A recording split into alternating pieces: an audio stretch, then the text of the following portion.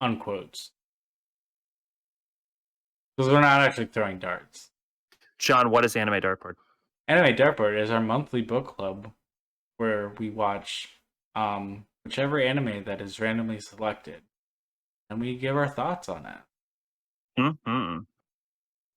Oh, What? you were about to say something and I kind of cut you off there? I lost. It's gone. My bad. Yeah, Anime Dartboard number 11, Double Ones, Aoharu Machinegun, as it is known in English. So Aoharu Machinegun was selected, like it was on the list in the first place, because I was under the mistaken impression that it was part of the incredibly obscure and yet incredibly good subgenre of shoujo series where they give girls guns to shoot each other in survival games, and I have never seen a bad anime with that premise. So that was where that came from. What did you think of Aoharu Machinegun?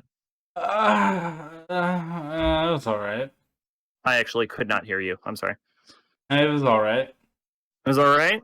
Yeah, it kind of like as soon as so obviously I didn't know jack shit about this, but as soon as it came up with like the whole airsoft thing, I'm like, ugh. It just I don't know. It was alright. That was actually the whole premise. Yeah. Was that it was about airsoft. What did you think it was going to be about when I read to you about it being airsoft? I must have glanced over that part because I remember you talking about the girls with guns thing. I was like, fuck yeah, that sounds awesome. I thought it was going to be like a real guns. I thought it was going to be like a kind of like a it's like a Sword Art Online type of deal where like someone gets transported into another world, you gotta like fight. But it was not that.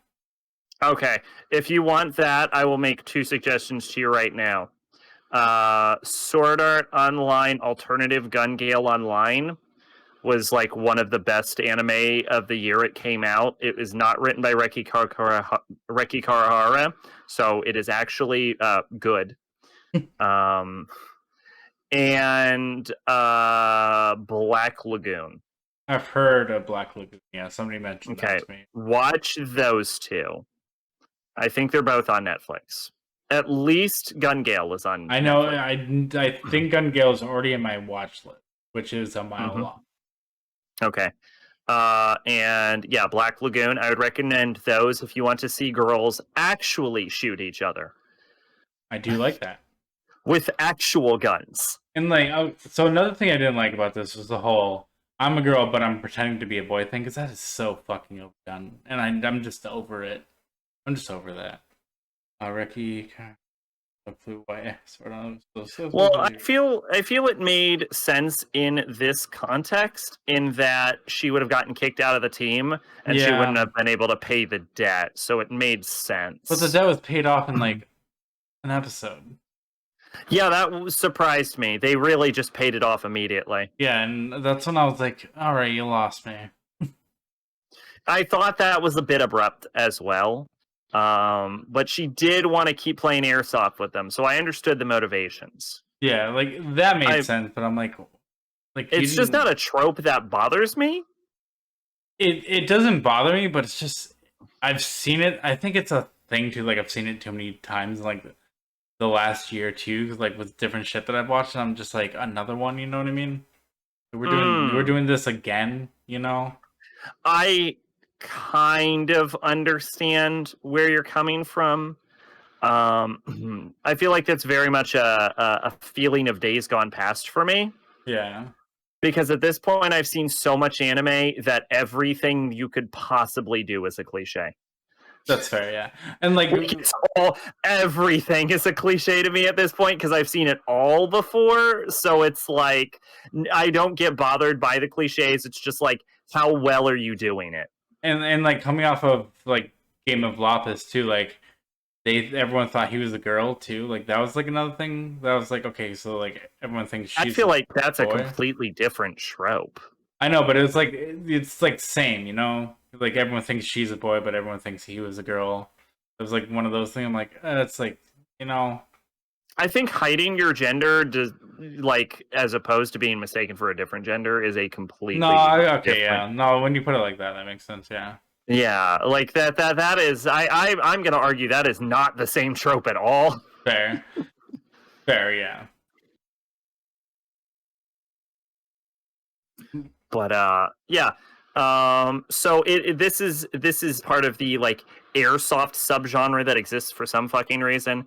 I didn't It know that was a was, thing. as it turns out, it's a shonen series, so it isn't actually part of the shoujo subgenre that I have discovered that only I am aware of.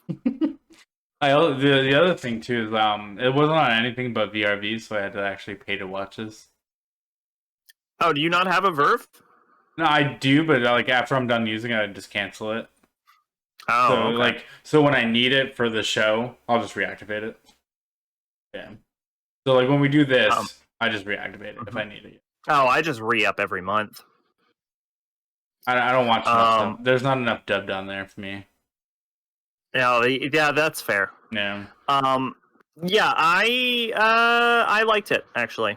I think this is like the first I think this is the first instance of me just straight up giving it a positive score without you giving it a positive score. It's not that I didn't like it. I just like it was just all right. You know what I mean? Like I liked it, but I just was like I wasn't sucked into it like I was the last one, or what other one did I really like? You Time really of liked Eve. Boy and Its Beast, Yeah, Ben Meshi Cecil, and Time of Eve. you liked Lopless. Yeah, I like that one too. Yeah, like it was just like I don't know, like maybe it was just the premise that I wasn't super into, but like I thought it was a well thought out show. Like I didn't think it was like bad. It was just like all right. Yeah. I enjoyed it. I would agree. I don't think it's great by any metric. It's not Sabagebu for sure. But what is? Um, I also noticed that it kind of falls into sort of the like shojo girls with guns trope of the main character being a fucking psycho. Yeah, that was the other thing I was But the kind of main like. character is less of a psycho than the main character Sabagebu. Uh, but it's also portrayed way more seriously Yeah, like in this. the episode where like she's getting her gun, like and with the store owner or whatever, and like Hmm. you just see like the red eyes and stuff. I'm just like, Yeah, she goes fucking crazy. I really like the portrayal of the bloodlust. yeah. Um, I was just like, it's an airsoft. yeah, That man, was the whole thing. Like if it was anything else, like it would have been cool. But I'm like, "There's airsoft." they're really fucking serious about I airsoft. mean, I guess, yeah, but I mean, this is like, right? I mean, that's for me. That's part of the charm. Is that it's sort of like non-serious consequences. Yeah, yeah, Um, yeah. there's a great joke about it that I think it lasts for like one or two episodes in School Rumble, which is an amazing comedy anime series where they're playing airsoft and they portray it as the most serious shit you've ever seen. But yeah, I liked all of the characters for the most part. I wasn't super invested. I wasn't super invested into any of them. I just kind of like generally liked everything Yeah. without going like there was nothing particularly stand out or excellent about it. Yeah, Um, I thought the porn manga stuff was really funny. Like anytime, like he would just like show up and just have it. yeah. I like that, and like how he like waited for the porn game. Hmm. I also watched the 13th episode, which I doubt you did because you kind of have to. You had to look around for that one. It wasn't bundled with the rest of the series on Verve. It was on Verve, but you Was had that? to intentionally find it. Yeah, I Excuse me. accidentally almost watched the OVA. Accidentally. Yes, that is the 13th episode. Oh, but I did not. Yeah, this is what I expected. You didn't miss a lot. It was her mostly being like, "All right, I'm gonna tell the guys that I'm a girl," and then you don't like really see the aftermath from that. No, that was episode 12. I am incorrect. The 13th episode is they go to an airsoft tournament where they all have to dress up in like dumb Halloween costumes. Maybe I should have. It's fun. It's nothing excellent. It's fun. It's just there. Yeah, I enjoyed it. It was probably one of my more favorite episodes of the show, but I wouldn't say go out of your way to watch it if you haven't already. Yeah, I just like generally liked it. Gave it a 7 out of 10. The whole series. Yeah, I would put it. I There gave too. the 13th episode probably also a 7 out of 10, right? Yeah, a 7 out of 10. Yeah, I would give it a 7 too. Like, it wasn't unwatchable. It just was like the premise to me was kind of like meh, but it was still like a well written show. Like, the voice acting, it was perfectly fine. The action scenes, they were fun to watch. They're just kind of like, why is it airsoft? Isn't it real guns? I want to see people getting their head blown off. But that's just me. So I like that. I like that. That's the shit that I like. So I'm pretty pumped to watch Berserk again. Yeah, I need my gore after this. Yeah. For me, that's the charm. No, fair enough. Yeah, I can see why people would like it. This is unfortunate. It wasn't really something. Gotcha. I still liked it. It was all right. It was watchable. It definitely wasn't Magical Warfare or Pat Labor, but fuck, it wasn't fucking Magical Warfare. Yeah, that show was fucking horrendous. Magical Warfare is the worst thing we've ever seen. I don't know. I got through that, but I didn't get through Pat Labor. You did get through Pat Labor. Are you mistaking Pat Labor for Skycrawlers? Have you blocked Skycrawlers so completely out of your head that you have just completely swapped the names of these two series? That's right, yeah. I didn't make it through Skycrawlers because I literally fell asleep and then never watched it. Yeah. Never mind. I hated it so much I completely forgot about it. You definitely made it through Pat Labor. You had notes on it. Including a note about a man being kicked in the balls and saying, "I have a wife," and you were like, "I thought that was funny," and I'm really, like, "Okay, that's an interesting note you've made." That was really. I need to start doing notes again. I have a wife. So now I need to find that online to watch that. So it's actually really fun to see. Like, who responds to that like that? I have a wife. Everyone. I don't. I responded to it like that last week. All right, so that was whatever. Aoharu Machinegun, yes. Yeah, that one. Machinegun Kelly. All right, let me find the one I have the fucking wheel on. All right, it's already inputted, so we're gonna shuffle, and spin that wheel.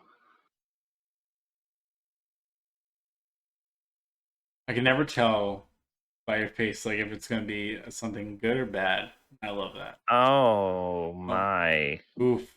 Okay. Oh my. Oh my. Oh, there's going to be some excited motherfuckers for this one. Is that a good thing or a bad thing? I'm not super looking forward to it, but I'm certain there's going to be a pop-off when I read this. Muso Diarinin, also known as Paranoia Agent. Okay. Winter 2004 anime by animated by Studio Madhouse, directed by the legendary Satoshi Kon. It is 13 episodes, and its licensors are Funimation and Genon Entertainment USA. So it looks like it's a Funimation series. Yeah, I was going to say, it's definitely not. This anime was awarded the Silver Prize in Animation, Jury Award, and Audience Award at Fantasia International Film Festival in 2004 in Montreal, Canada. The Infamous shonen bat Lil Slugger is terrorizing the residents of Musashino City, flying around on his rollerblades and beating people down with a golden baseball bat. The assailant seems impossible to catch, much less understand. His first victim, the well-known timid character designer Tsukiko Sagi, is suspected of orchestrating the attacks. Believed only by her anthropomorphic pink stuffed animal, Maromi, Tsukiko is just one of Shonen Bat's many victims. As Shonen Bat continues his relentless assault on the town, detectives Kaiichi Ikari and Mitsuhiro Maniwa begin to investigate the identity of the attacker. However, more and more people fall victim to the notorious Golden Bat, and the news of the assailant begins circulating around the town. Paranoia starts to set in as chilling rumors spread amongst adults and children alike. Will the two detectives be able to unravel the truth behind Shonen Bat, or will the paranoia get to them first? This is a mystery, dementia, police, psychological, supernatural drama thriller. It's rated R+ for mild nudity. Show was fucking expensive for years until Funimation came through with the Blu-ray. Let me get you an image for you to put this up on screen. So Paranoia Agent is obviously, it is directed by the legendary Satoshi Kon. That is not an exaggeration. Where'd you put that? Nowhere yet. Oh. It's not even on my computer yet. Oh, hold on. I can just pull. Well, hang on. I got it. Wait, where did I just put it?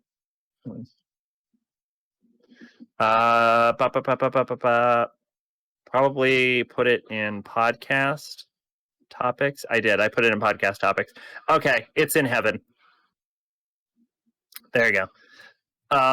Anyway, yeah. So obviously directed by the legendary Satoshi Kon, and it's just like considered like a classic anime. That's why it's on here. It's just like a classic on every level. And you know how I love to watch my anime history. So there you go. Well, we did it. We got There through. you go. We got it. So, May's really pumped for this one. Yeah. Yeah. Well, she's a really big Satoshi Kon fan. I think she wrote an essay on him at one point. I'm pretty pumped for this. This is this type of anything is right up my alley. I like the crime thrillers and stuff like that. So this actually sounds. This probably maybe we don't know. Might be my favorite. Maybe. Satoshi Kon big dick filmography includes Magnetic Rose, Perfect Blue, Millennium Actress, Tokyo Godfathers, Paprika, and Paranoia Agent. I have not actually seen Magnetic Rose. Yeah, Paprika's on my list. That's been recommended. Nah, I expect mind fucking. I do like mind fucking. I did. Yeah, it's from Magnetic Rose from Memories. Oh, never mind. I have seen it. Yeah, I believe it's a psychological thriller. I like that. Which is pretty much the only thing Satoshi Kon makes, with the exception of Tokyo Godfathers. Fair enough. Yes, so I have seen all. So actually, I have seen everything he's made other than this. So that's another reason this is on here. Understandable. Yeah, 13 episodes. Pretty popular, pretty famous. Millennium Actress wasn't a thriller. That is true. Yeah, it also, I would argue, not psychological. I would argue it's a character study. It's good though. Millennium Actress is possibly my favorite movie from Satoshi Kon, along with Perfect Blue. So yeah, I'm expecting it to be good. I'm expecting to like it. I'm not expecting it to blow my hair back because I'm not the biggest Satoshi Kon fan. But I'm sure this will be a pretty popular pick. This is probably the most popular thing we've ever had show up here. So that's neat. Yeah. So yeah, I'm expecting a banger then. I'm expecting it maybe. now. Yeah. Yeah. What I will say, the average mouse score is 7.68, Okay. which is middle of the row, pretty much. It's like mid tier. It like a lot of like classics. It's loved by like the sort of snobby anime snob type people. But Mate, I don't think you're snobby, but Zach might. Maid is actually, I believe, the